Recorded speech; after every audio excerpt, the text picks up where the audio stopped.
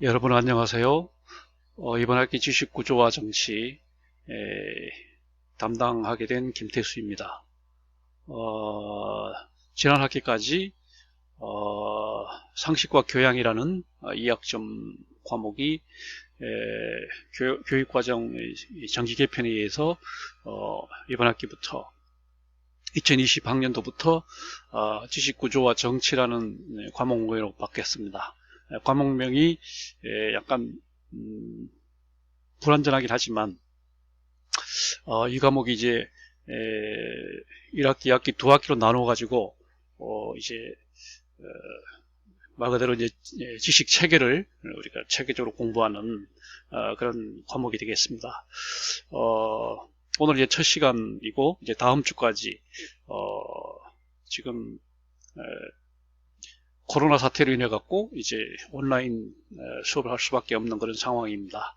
오늘은 이제 첫 시간이기 때문에 이 과목 지식구조와 정치 1이라고 하는 과목이 강의 계획하고 참고 문헌하고 그 다음에 강의 요목하고 그 다음에 구체적인 내용들 큰 틀만 얘기를 하도록 하겠습니다. 먼저 첫 페이지에서 우리가 지식구조와 정치 1 강의 계획 및 참고문을 살펴보겠습니다. 이번 주 이제 우리가 15주 동안 진행이 되겠습니다. 그래서 이제 오늘은 첫 주로서 강의 계획을 소개를 하고, 그 다음 참고문을 소개를 하고, 최신 시사하고, 이것은 이제 여러분들 과제로 넘기도록 하겠습니다. 그래서 이번 한 주 여러분들이 공부를 충분히 하고 그 다음에 제2주차에 임하도록 그렇게 하도록 하겠습니다. 제2주차 이제 다음 주에는 우리가 이제 사회과학에 들어가서 이번 학기는 내내 이 사회과학에 관한 지식구조를 공부하는 시간이 되겠습니다. 그래서 사회과학 1부터 시작해서 지금 사회과학 6까지 이제 공부하도록 그렇게 돼 있죠. 자, 그래서 다음 주에는 이제 사회과학 1 그래서 정치에 관한 얘기를 공부를 하도록 하겠고요. 정치 일반 이론에 대해서 공부를 하고, 그 다음에 제3주에는 정치 중에서 정부, 행정, 국회, 그러니까 이거는 기구 제도적인 측면에서 이제 살펴보는 시간이 되겠고, 그 다음에 제4주차에는 외교 안보에 대해서 더 구체적으로 보면 국제관계, 외교, 군사안보, 북한 통일 이쪽 분야를 이제 공부를 하고요. 그 다음에 제5주부터 3주 동안은 이제 법에 대해서 공부하는 그런 3주가 되겠습니다. 그래서 먼저 법 일반에 대해서 공부를 하고 그 다음에 이제 가장 기본이 되는 헌법에 대해서 또 공부를 하고 그 다음에 나머지 이제 법에 대해서 민사법, 형사법, 그리고 소송법 이렇게 해서 중간 시험 때까지 이제 공부를 하도록 그렇게 하고요. 그 다음에 제8주차에 중간 시험을 본 다음에 그 다음에 제9주부터는 이제 또 나누어서 먼저 경제를 이제 두 주로 나눠 가지고 첫 주에는 이제 일반 이론과 미시, 거시, 국제경제 부분을 공부를 하고 그 다음 주에는 경제 중에서 이제 무역 용어, 그 다음에 조세제도 이것을 공부를 하고 그 다음에는 또 2주로 나누어 갖고 경영에 관한 부분들입니다. 경영 일반에 대한 그런 한 주를 공부를 하고 그 다음에는 또 경영 관리 측면, 뭐 인사, 재무관리, 하여튼 이런 조직관리, 이런 관리 측면을 공부를 하고요. 그 다음에 이제 13, 14주에는 금융 부분이 되겠습니다. 금융에 이제 그것도 두 부분으로 나눠 가지고 금융 일반과 유가증권 이렇게 두 주로 나누어서 공부하도록 그렇게 일단은 정리를 했습니다. 가능하면 이 강의 계획대로 맞춰 가려고 하는데 조금 유동적일 수 있습니다. 조금 진도를 못 나가게 될 수도 있고 더 나가게 될 수도 있겠죠. 조금 못 나가게 되면 이제 2학기 때 조금 더 이제 많이 공부를 하면 되는 것이고 가능하면 이 강의 계획에 맞춰서 가려고 합니다. 그다음에 이제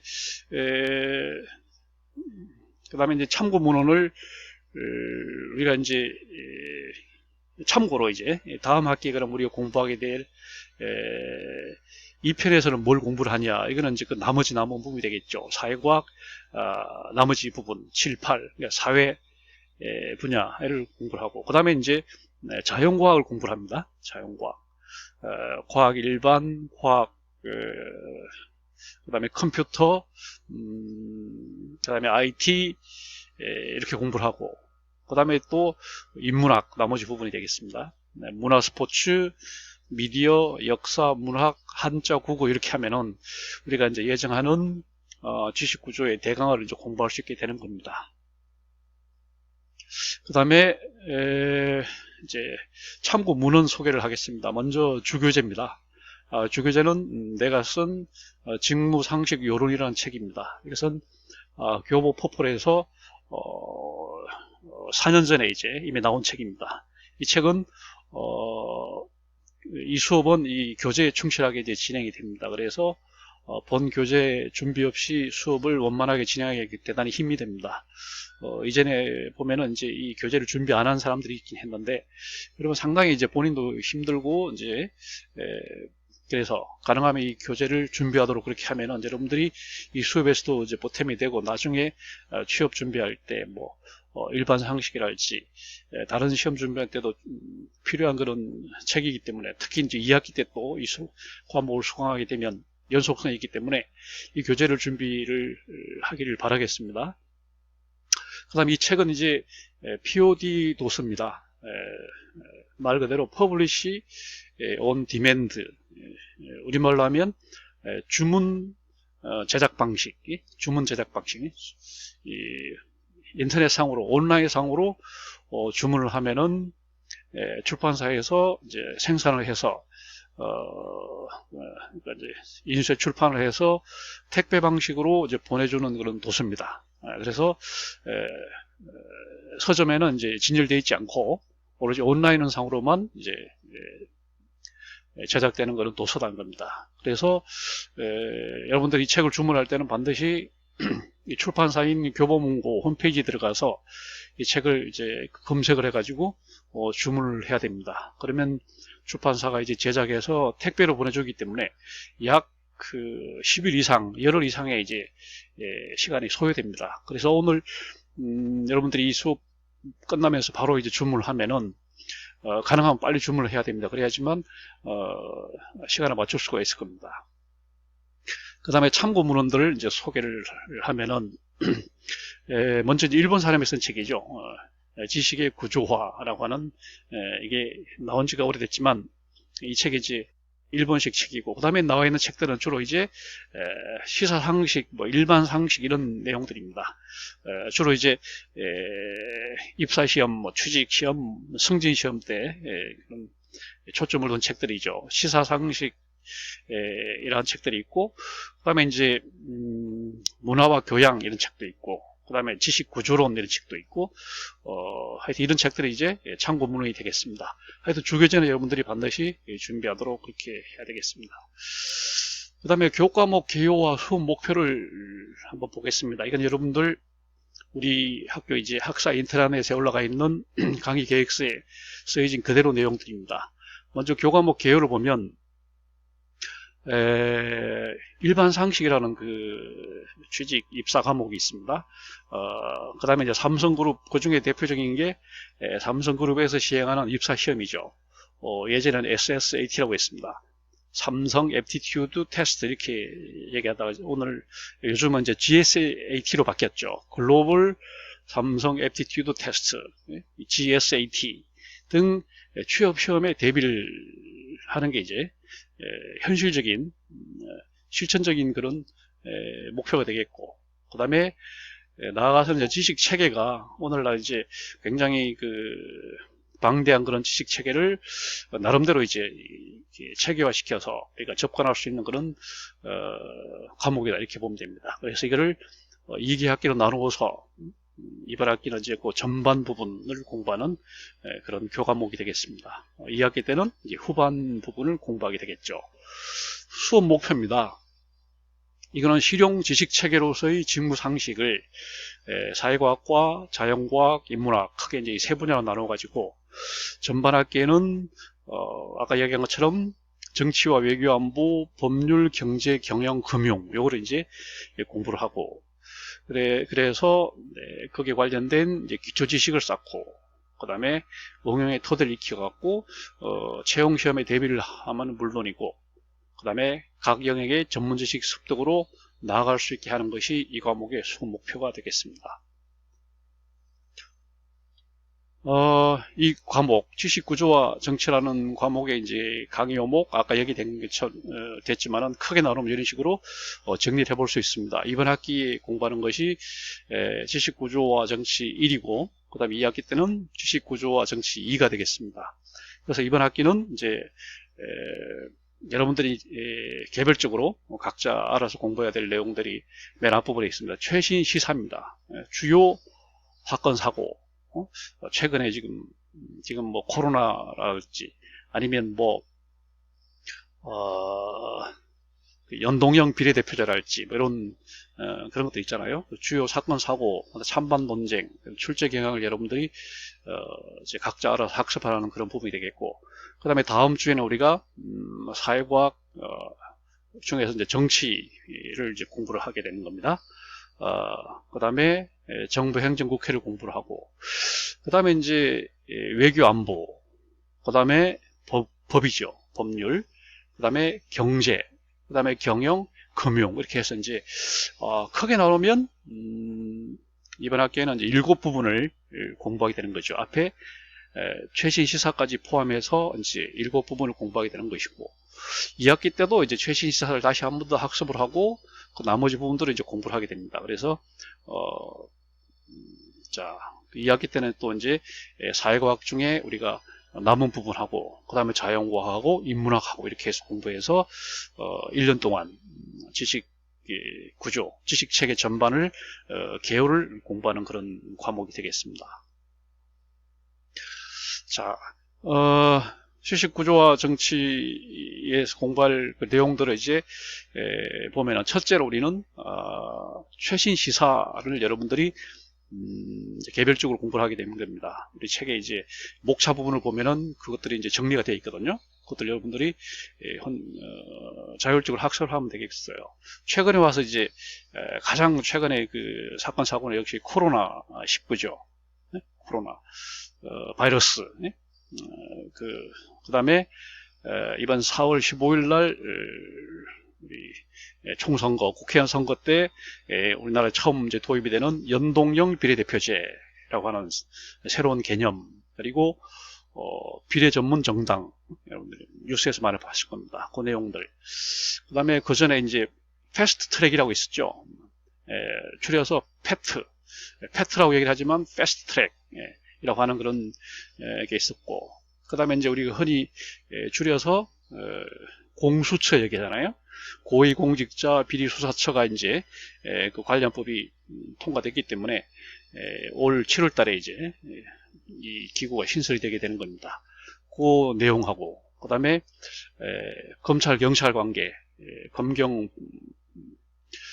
분립이라고 하는 거, 그 다음에 사법개혁, 사법부의 사법농단으로 이제 문제가 촉발이 됐는데, 이런 사법개혁 그 주제 같은 거, 그 다음에 이제 타다라고 하는 이제 공유형 그 택시 제도, 또 이제 상당히 쟁점이 됐었고, 그 다음에 지금 최근 들어서 특히 이제 코로나 문제로 인해서 더 이제 관심을 모으고 있는 게 기본소득 개념이죠. 이게 이제 미국에서 먼저 지금 도입을 하려는 움직임이 있고, 우리나라도 지금 전 국민들에게 기본소득을 보장해야 되지 않냐, 최소 100만 원씩을 줘야 되지 않냐, 이런 얘기를 하잖아요. 이런 내용들을 여러분들 공부를 하고요. 그 다음에 이제 찬반 논쟁, 그 다음에 여기 관련된 출제 경향, 그 다음에 실용지식 체계의 개요, 이게 이제 첫째 부분이 되겠습니다. 두 번째는 이제 정치 문제. 정치 문제는 이제 들어가 보면 그렇습니다. 이건 사회과학이죠. 소셜 사이언시스, 여러 이제 사회과학들입니다. 첫째가 이제 정치인데, 정치에 우리가 이제 맨 먼저 봐야 될 게 민주주의죠. 민주주의라고 하는 것이 이제 우리가 너무나 많이 쓰는 말이긴 하지만, 민주주의가 갖는 그런 정치적인 의미를 한번 보는 겁니다. 이게 기원이 사상적으로, 제도적으로 어디서부터 이제 비롯됐고, 어떤 유형이 있고 하는 것들을 이제 보는 것이고, 그 다음에 두 번째는 이제 정치의 과정입니다. 그래서 우리는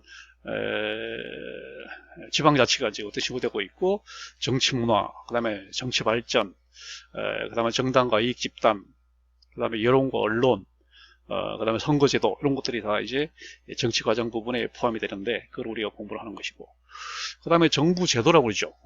헌정제도, 정부 제도를 유형화시켜서,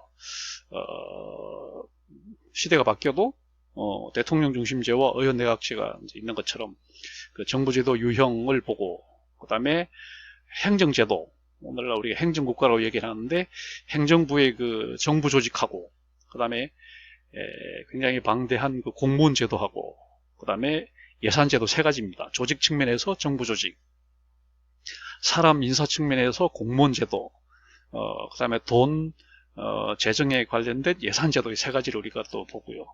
그 다음에 하나가 이제 국회입니다. 국회라고 하는 것이 시대가 변화함에도 불구하고 여전히 굉장히 중요한 그런 정치 기구잖아요.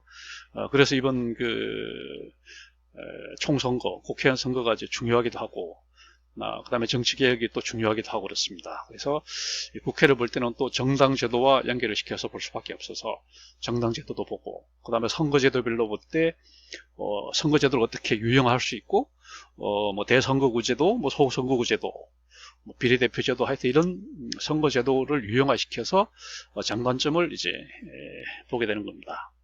그 다음에 세 번째는 외교 안보 부분이죠. 주로 이제 국제기구의 개요, 우리가 국제기구가 언제부터 생기기 시작했느냐, 그 다음에 어떤 식으로 분류를 할 수 있냐, 그 다음에 현황은 어떻게 돼 있냐, 이런 국제기구의 개요를 한번 보고요. 그 다음에 하나가 이제 분쟁, 그 다음에 전쟁, 그다음에 안보, 그 다음에 핵 문제, 이런 것들을 이제 보고, 그 다음에 미사일 체계라든지, 그다음 무기 체계, 그다음 군사 용어, 테러 문제, 그다음 북한 문제와 남북 관계, 이것들을 우리가 차례대로 공부를 하게 될 겁니다. 그 다음에 이제 볼 것이 법입니다. 법이라고 하는 것이 또 굉장히 중요하죠. 그래서 법 부분에서 우리가 맨 먼저 법의 원천입니다. 우리가 이걸 이제 법원이라고 얘기를 합니다. 법원. 한문으로 쓰면 법의 원천이다, 이렇게. 법원. 이렇게 해서 영어로 하면 sources of laws. 법의 원천이죠. 법의 원천. 이 법원은 이제 발음이 고등법원, 대법원, 뭐 지방법원 할 때 그 법원과 발음이 똑같기 때문에 이렇게 한문으로 표기하지 않으면 혼동될 가능성이 있습니다. 이 법원이라고 한 것은 법의 원천이기 때문에 성문법과 불문법 이렇게 이제 나누죠. 그래서 성문법의 장단점이 있고 또 불문법의 장단점이 있어서 이 법원을 우리가 맨 먼저 이제 보는 것이고, 그 다음에 굉장히 복잡한 이런 것을 이제 법을 체계화할 필요가 있습니다. 이 어떤 기준으로 이거를 유형을 할까, 뭐 이렇게 이제 그래서 우리가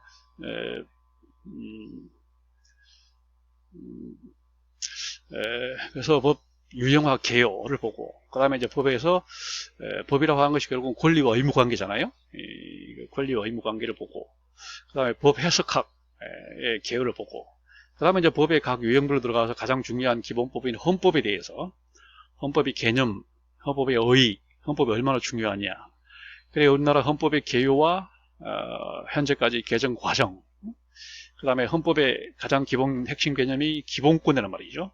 국민의 기본권, 기본권의 중요성, 그 다음에 이 기본권을 보장하기 위해서 헌법이 규정하고 있는 게 통치기구를 하는 겁니다. 통치기구.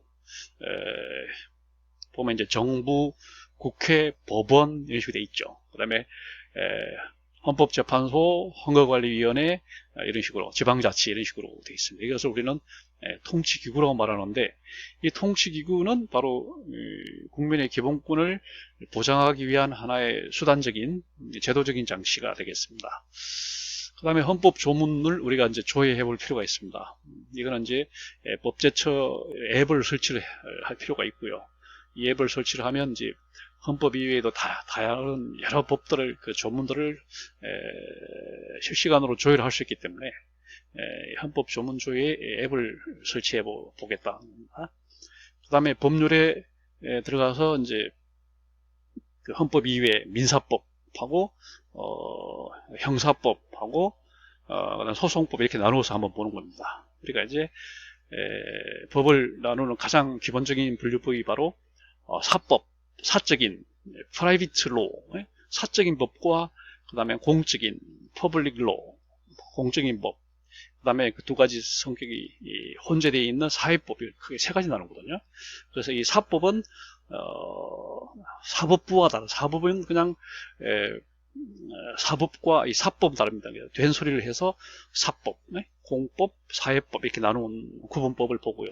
그 다음에 민법의 기본 원리, 법 중에 이제 가장 기본이 되는 법이 민법이거든요. 민법의 기본 원리를 이제 시대적으로 근대 민법과 현대 민법이 다릅니다. 그것들을 한번 기본 원리들을 보고, 그 다음 민법이 구성이 어떻게 되어 있냐, 물권법, 채권법, 가족법 이런 식으로 구성이 되어 있잖아요. 그 구성 내용들을 한번 보고, 그 다음에 민법의 가장 기본되는 게 권리의 주체입니다. 권리라고 한 것이 이제 권리 능력이라고 하죠. 권리 능력의 주체는 누구냐? 개인과 법인이 있다. 이런 식으로. 그래서 이제 권리 주체, 객체, 그 다음에 보고. 그 다음에 하나가 이제 형사, 공법이 가장 대표적인 게 형사법, 형법, 일반 형법과 이제 특별 형법 이런 식으로 되어 있는 거죠. 형사법의 주요 개념들을 보고요. 그 다음에 이제 소송법이 있습니다. 국민의 권익을 실현하기 위한, 다시 말해 절차로서의 권익을 실현하기 위한 그런 법들을 우리는 이제 소송법이라고 하는데, 여기는 이제 민사소송법, 형사소송법이라고 하는 이제 양대 소송법이 있고, 그 외에도 이제 또 행정소송법, 헌법소송법 이런 이제 법들이 있습니다.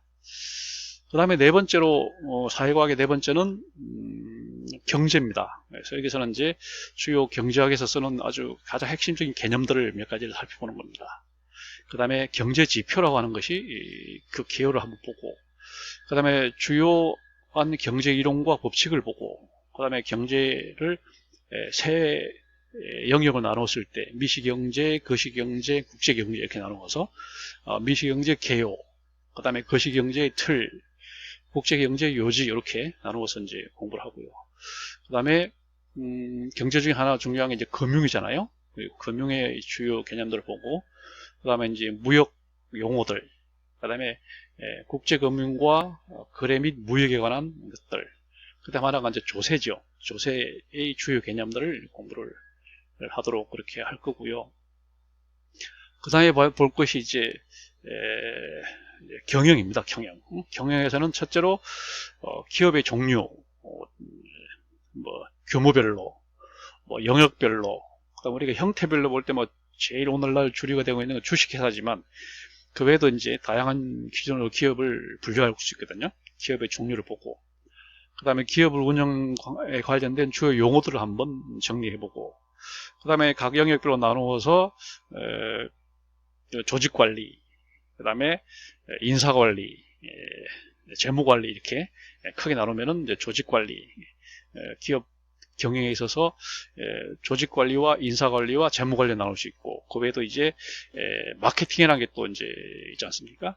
그 다음에 또 생산관리가 있고, 그 다음에 경영 전략이 있고, 이런 여러 요소들이 있습니다만, 여기서는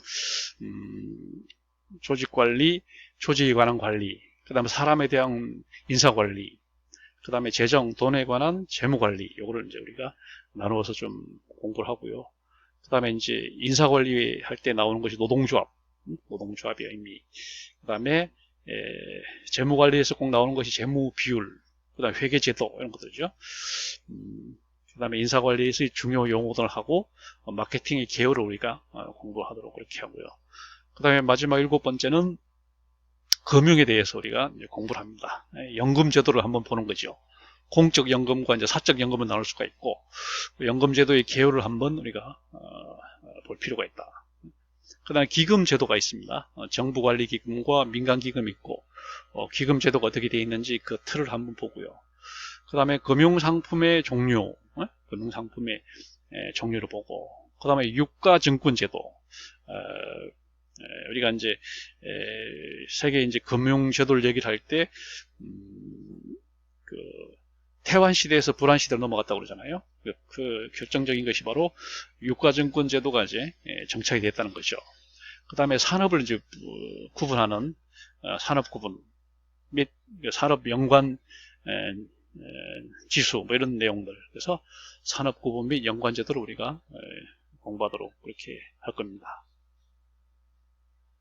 그 다음에 이 과목을 이제 우리가 공부하는 데 있어서 몇 가지 중요한 사항들을 한번 정리를 해보면, 이 과목을 한마디로 말하면 실용 지식 체계라고 얘기할 수 있습니다. 다시 말하면 이제 상식과 교양이라고 얘기할 수 있어요. 그래서 영어로 말하면 상식, 커먼 센스죠. 누구나 알고 있는 그런 일반적인 지식, 상식. 그 다음에 교양, 이걸 리버럴 아츠입니다. 이거는 우리가 자유롭게 익히게 되는 어떤 기본 소양, 이런 것들이 리버럴 아츠입니다. 이건 독일 말에서 나온 그런 말들이 되겠고요. 그래서 우리가 이제 한번 몇 가지 용어를 한번 정리를 해보면, 먼저 이 상식이란 말 많이 쓰잖아요. 상식이란 말은 일반화된 지식 체계를 상식이라고 말합니다. 지식들 중에서도 보다 일반화되고 보편화된 거, 이게 바로 상식이다, 이렇게 얘기할 수 있고, 그럼 일반화됐다는 건 뭐냐? 이거는 이제 보편화되어 있는, 누구나 알고 있는, 누구나 알게 되어 있는 그런 지식을 우리는 상식이라고 한다. 그 다음에 지식이란 건 뭐냐? 지식이라는 것은 한마디로 말하면 아는 것이죠. 다시 말하면 모르는 것의 대조가 되겠습니다. 그래서 이제 심리학적으로 본다면은 인식하는 겁니다. 인식 주체가 객관적인 존재를 받아들이는 그런 과정이죠. 그래서 영어로는 뭐 여러 가지를 표현합니다. aware, 뭐 여러 가지 용어로 이제 표현을 하고 합니다. 그 다음에 철학적으로 볼 때는 객관적으로 존재하는 것을 내면화시키는, 다시 말하면 인식하는 거, 그게 바로 지식입니다. 지식. 존재의 내면하다, 이렇게 얘기할 수 있습니다. 그 다음에 지식 중에서도 우리는 태어날 때부터 갖거나 태어나는 그런 지식이 있습니다. 이건 우리는 선험이라고 이렇게 얘기를 하고, 그 다음에 우리가 생우적으로 태어나서 이제 익히게 되는 지식을 우리는 체험이다, 이렇게는 선험과 체험, 이렇게 얘기를 합니다. 프리오리와 포스테오리, 이런 식으로 구분하는 거죠. 그렇습니다. 그 다음에 지식과 관련된 용어들, 비슷한 용어가 이제 지혜라고 하는 거 있죠. 지혜, wisdom이라고 하는 것은 지식과 지혜는 또 좀 다르지 않습니까? 그 다음에 또 정보란 말이 있습니다. information, 이런 거 있죠. 그 다음에 이제 학문 있습니다. 학문의 우리는 대상이자 방법이 바로 이제 지식이 되겠죠. 지식과 정보를 조금 비교해 보면, 지식이라고는 하는 것은 우리가 이미 알고 있는 그런 상태를 지식이라고 하고, 그 다음에 정보라고 하는 것은 지식을 얻게 되는 동작, 이거는 이제 정보다, 이렇게 해서 그래서 이 지식은 뭐냐? 이거는 에너지는 아니다. 지식 가지고 움직일 수는 없는 뭐 전기처럼 이런 동력을 그런 에너지는 아니고, 이게 지식은 기호체계다, 이렇게 얘기할 수 있어요. 아날로그 형태 기호든 아니면 0과 1의 숫자 조합으로 만들어내는 그런 디지털의 어떤 형태든 기호 그 자체, 그리고 그 기호가 담고 있는 컨텐츠, 그리고 그 기호의 상징, 뭐 이런 것들이 지식이 될 겁니다. 이거는 타자로서의 객관적 존재도 지식이 되고, 그다음에 그것을 받아들인 것도 이제 지식이 되는 겁니다. 그래서 마치 우리가 이제 바이러스와 비리온이라고 하는 이런 것과 비슷해요. 비리온과 바이러스는 이제 같은 말인데, 숙주 속에 아직 침투하지 않은 그런 형태를 우리는 비리온이라고 그러고, 그것이 어떤 숙주에 침투된 형태를 바이러스라고 이렇게 이제 얘기를 하거든요. 마찬가지로 지식도 그냥 존재하는 형태의 비리온 형태의 그런 지식이 있을 수 있고, 그것을 내가 받아들여서 내면화시킨 그런 바이러스 형태의 지식도 있을 수 있겠다, 이런 식으로 한번 개념 구분해 볼 수가 있겠다는 겁니다.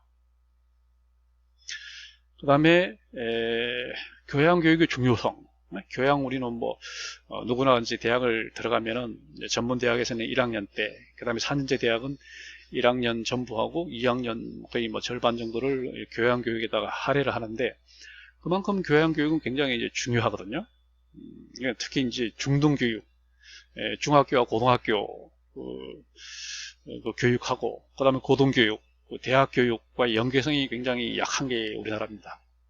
일본과 미국과 캐나다 이런 영연방 국가는 이런 학제 간의 초중등 교육하고 고등교육 간의 연계관계가 굉장히 약하기 때문에 그래서 이제 대학에 진학하게 되면 보편 지식 체계를 좀 익히자. 그 다음에 전문화된 지식 체계에 서로 연결을 시키자. 그렇기 때문에 그것을 강화시키기 위해서 그 다음에 세계 시민으로서의 기본 덕목을 내면화시키기 위해서 교양교육이 반드시 필요하다는 겁니다. 그래서 교양교육은 지금 말한 것처럼 유럽 대륙이 아니고 독일과 프랑스나 이런 그 다음에 뭐 스웨덴이나 이런 유럽 대륙 국가들은 학제 간의 연계성이 굉장히 강하기 때문에 굳이 교양교육을 시키지 않아도 고등교육이 가능하도록 되어 있지만 우리나라, 일본, 미국 이런 데서는 그 연계성이 굉장히 약하기 때문에 교양교육이 특별히 중요하다 이런 얘기가 되겠습니다. 그 다음에 이 상식과 교양이라는 과목, 그 다음에 실용 지식 체계, 그리고 우리 지금 지식 구조라고 하는 것은 굉장히 왜 중요하냐? 첫째는 이제 취업을 위해서, 그죠?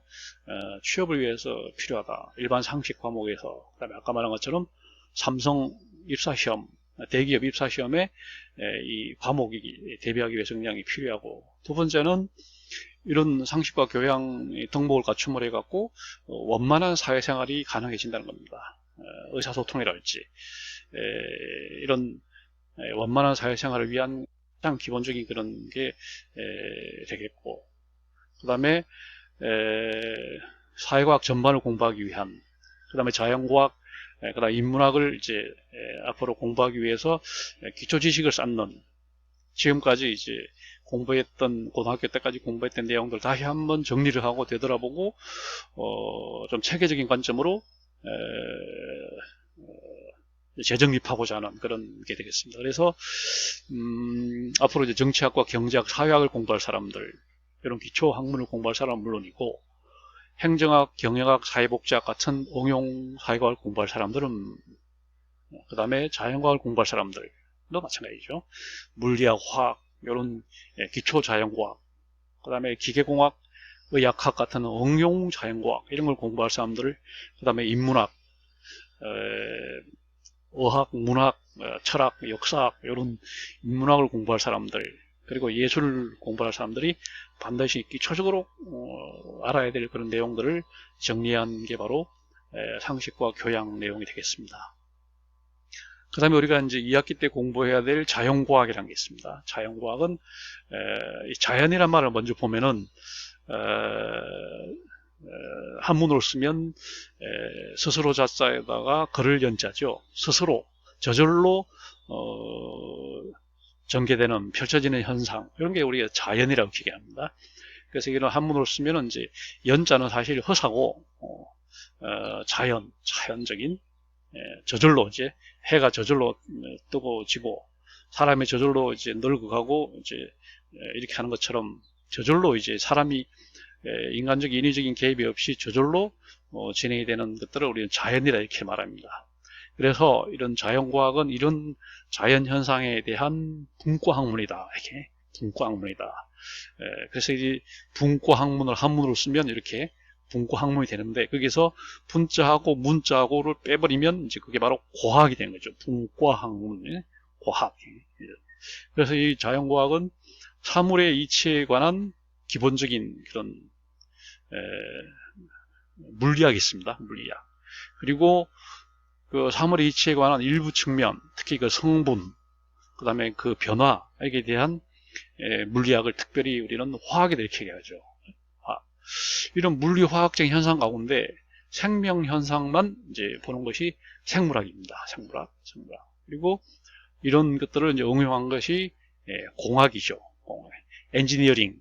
주로 물리학을 응용한 게 주로 엔지니어링이 되고요. 그 다음에 뭐 정보 같은 거, 뭐 이런 전기, 주로 이제 기계공학, 1차 산업혁명에 관련된 전기공학, 이런 것들이 이제 기계공학, 이게 이제 엔지니어링이고, 그 다음에 2차 산업혁명에 있었던 전기, 이런 것들은 이제 테크놀로지가 되고요. 그 다음에 기능입니다. 그래서 이렇게 이제 우리는 실용지식 체계의 그 내용, 중요한 개념들 한번 정리를 해보았고요. 이제 마지막으로 다음 주 과제를 내겠습니다. 다음 주 3월 26일까지 여러분들은 우리 책의 교재에서 257페이지부터 298페이지까지 약 한 40페이지 이상 좀 꽤 많은 부분이죠. 여기서 지금 최신 시사를 정리를 하고 있어요. 이것들 여러분들이 자율적으로 공부를 해야 됩니다. 이 공부를 한꺼번에 할 건 아니고 나눠서 차근차근 해도 됩니다. 어쨌거나 이번 학기 안에는 이 내용들을 다 이제 학습을 하도록 그렇게 해야 됩니다. 그 다음에 다음 시간부터는 이제 우리 교재를 갖고 진도를 나갈 것입니다. 그래서 교재를 꼭 다시 한번 얘기하지만 교재를 꼭 온라인으로 빨리 신속히 주문을 해서 교재를 갖춰 주길 바라겠습니다. 그리고 교재를 미처 못 구하는 그런 사람들이 있기 때문에 그때는 그 컨텐츠들을 여기 화면을 올려서 공부하도록 그렇게 할 테니까 가능하면 빨리 한번 구해주길 바라겠습니다. 자, 그러면은 이 컨텐츠를 이제 본 사람들은 퀴즈 문제를 풀면은 출석으로 인정이 됩니다. 그 퀴즈의 정답을 맞히든 안 맞히든 하여튼 퀴즈를 클릭을 하게 되면 바로 이제 출석으로 인정이 되니까 그렇게 하도록 하고, 그 다음에 이번 주가 이제 수강 신청 변경 기간이니까 이 수업 내용들을 잘 검토를 해보고 여러분들이 신중하게 판단을 해서 한 학기 동안 굉장히 유익하고도 재미있는 그런 수업이 되면 좋겠습니다. 오늘 수업 이상으로 마치겠습니다.